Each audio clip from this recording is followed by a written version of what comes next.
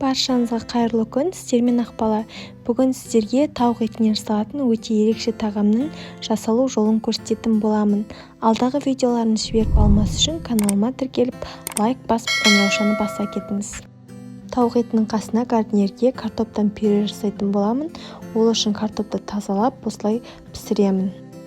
Енді қызып тұрған майға туралған тауық етін салып, қуырып аламыз. Суы тартылғаннан кейін үстіне ұсақтап туралған пиязды салып, оны да бірге қуырамыз. Одан кейін үккіштен өткізілген сәбізді салып, және де туралған болгар бұрышын салып, барлығын бірге жақсылап қуырамыз. Дәміне қарай сүйікті дәмдеуіштеріңізді қоссаңыздар болады. Мен мұнда паприка, базилик, тұз және бұрыш қостым. Барлығын жақсылап араластырамыз.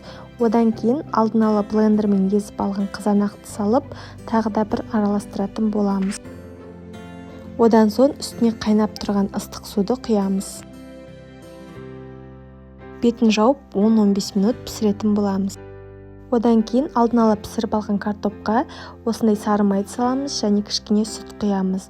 Одан бөлек дәміне қарай тұз бен бұрышты салып, барлығын блендермен езетін боламыз.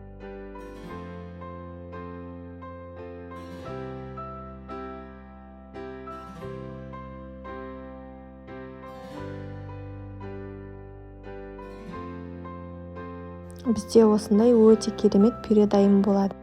Тұздығымыз піскеннен кейін үстіне 4 ас қасық қаймақты салып, барлығын араластырып, астын өшіретін боламыз.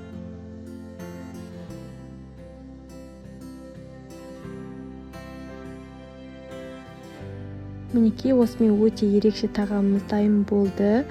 Қаласаңыздар, картоптың орнына күріш ұсынсаңыздар да болады. Баршаңызға ас болсын, жасап көруге кеңес беремін.